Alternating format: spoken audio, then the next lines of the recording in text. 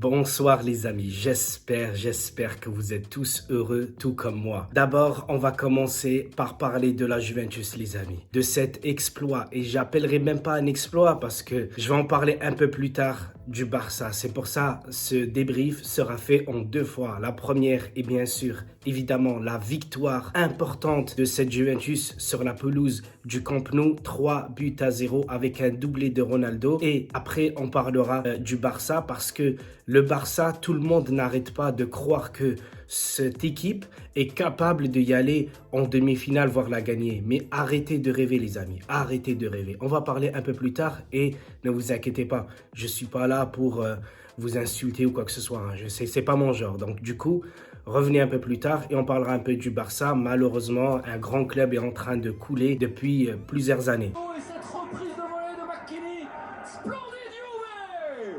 Tout d'abord, on va commencer par le match. Pour la première fois, j'avais la sensation que cette Juventus était venue pour gagner ce match. Le premier match, évidemment, on a eu des problèmes, les amis. On avait énormément de blessés. Et surtout, Pirlo, tous les joueurs ne connaissaient pas véritablement comment l'équipe devait jouer. Aujourd'hui, c'est un peu l'inverse. Le Barça a énormément de blessés et cette équipe de la Juve avec 3 défenseurs, les amis. On joue face au Barça avec 3 défenseurs. Ça montre à quel point Pirlo sait ce qu'il fait. Et ça, c'est pour ceux qui pensaient que Pirlo n'était pas fait pour la Juve. Les amis, à part la défaite face au Barça, tout le reste des matchs, on a quand même eu d'énormes occasions. On a quand même largement dominé nos adversaires. Quand je dis large, oui, large. Regardez le Barça quand il devait remplacer certains joueurs sur le terrain et regardez les remplacements de la Juventus. Vous voyez à quel point notre équipe est très forte, que ce soit sur le terrain ou sur le banc. Ensuite, les amis, sur le terrain, il n'y avait pas grand-chose à dire. Buffon, il a été le patron en défense. Vous imaginez le culot qu'il a, Pirlo, de mettre Buffon dans les cages,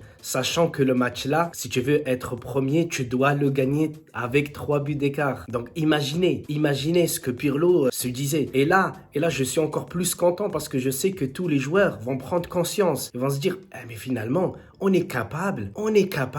Et ce qu'il disait Pirlo, ce que dit Pirlo à l'entraînement, c'est pas du pipeau. Ce que dit Pirlo, ça veut dire qu'on est vraiment très fort. Regardez Rabiot, ce qu'il avait dit sur lui. Il est qu'à 70% de sa capacité finale.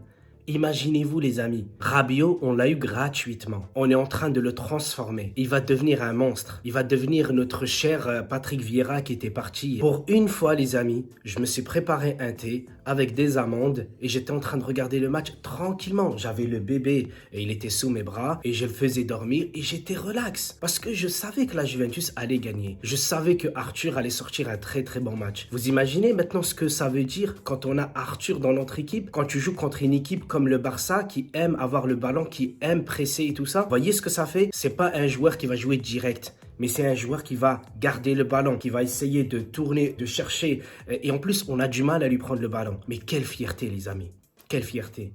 Et je vais pas arrêter la vidéo tout de suite. La vidéo va durer. Ensuite, les amis, Cristiano Ronaldo. Voilà, il est venu au Barça. Il est venu au Camp Nou. Il le savait qu'il allait marquer, il le savait. Et il a marqué. Et ça, c'est pour tous les rageux du Barça, tous les pseudo-fans du Barça. Parce que le match, je l'ai regardé sur RMC. Qu'ils disaient, oui, pourquoi les commentateurs, vous êtes avec la Juve et pas avec le Barça? Mais est-ce que tu as déjà vu un supporter de la Juve appeler et dire, oui, pourquoi vous n'êtes pas avec la Juve et que vous êtes avec l'équipe adverse? Il n'y en a jamais eu. Arrêtez. T'as les joueurs qui ragent, t'as l'arbitre. Il y avait penalty au bout de la 23e minute, il y avait déjà 2-0 pour la Juve. Il n'a pas sifflé, il a sifflé un peu plus tard.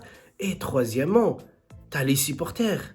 Mais qu'est-ce qui vous arrive les gars? L'institution Barcelone et les joueurs qui sont passés, c'est extraordinaire. Je leur tire mon chapeau et je les salue. Mais par contre, les supporters d'aujourd'hui là qui viennent parce qu'ils ont Messi, tu vois, et ça passe pas. Ça passe pas. Tu vois, je devais parler de la Juve et là, je vais parler finalement un peu du Barça. Les seuls joueurs que je garderai dans cette équipe, ça serait Ter Stegen, au milieu de terrain De Jong et en attaque Messi. Pourquoi? Parce que Ter Stegen, il est très fort, il fait partie des meilleurs. De Jong, il est très fort, ne le sous-estimez pas parce que là, il joue au Barça et le Barça est très malade. Ensuite, Messi qui est capable de donner des caviars à n'importe quel joueur. Et tous les autres joueurs, il faut qu'ils partent. Et arrêtez à mettre la pression sur des jeunes joueurs. Puig, il est fort, Ansu Fati, il est fort, Dembélé, il est fort. Mais ces joueurs-là, s'ils seraient arrivés dans le Barça d'il y a 10 ans, ils joueraient jamais. Ils joueraient jamais. Là, on leur met une pression de malade tout simplement parce que c'est le grand Barça. Et ils doivent faire comme ce qu'a fait Iniesta, Messi, Yaya Touré, Marquez et Puyol. Il faut arrêter les amis, il faut arrêter. Vous avez une jeune équipe, elle va grandir, mais arrêtez de leur mettre la pression. Regardez le Milan. Le Milan s'est perdu pendant 8 ans. Et là, ils sont en train de revenir tout doucement, tout doucement.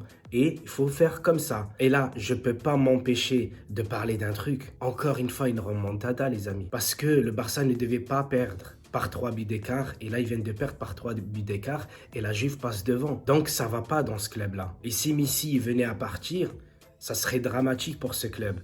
Parce qu'il a tout connu avec et là finalement il part dans l'oubliette. Et là je salue une émission sur Twitch avec Amine et Alvin et Calo. Calo qui a dit qu'on allait les atomiser et je suis très content.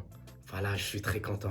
Tu vois, ça c'est pour vous les amis, je suis content comme vous, je regarde votre émission et tout ça sur Twitch. Après chaque match de la Juventus, vous faites un débrief le soir. Malheureusement, je le regarde pas souvent, mais je le regarde que le lendemain. Et je suis très content de partager ça avec vous et que vous aimez la Juve tout comme moi. Donc les amis, nous sommes très très fiers de supporter cette équipe de la Juve. Et je suis très très fier de ce qu'a fait la Juventus ce soir. Et là, il faut saluer, mais avec un grand cœur, Andrea Pirlo, parce que c'est grâce à lui qu'on va devenir une équipe monstre. Évidemment, on est derrière le Liverpool, le Bayern Munich et City. On attire tout le monde. On attire tout le monde. Parce que dans ce match-là, on ne peut pas s'empêcher de dire, voilà, on est parti au Barça. Et là, il faut que je me souvienne d'un truc. La conférence de presse d'avant-match, celle d'hier, Coman, il a dit qu'on va essayer de faire un grand match. Alors que Pirlo et Bonucci, ils ont dit qu'on va y aller au Barça pour gagner la première place. Ça montre à quel point les joueurs ont conscience de leurs capacités, ont conscience de ce qu'ils peuvent faire. Du coup, voilà les amis, j'espère que j'ai tout dit ou presque et que je vous ai pas trop embêté. J'aime pas parler de la vengeance et du plat qui se mange froid les amis. Voilà, ça c'est pour tous ceux qui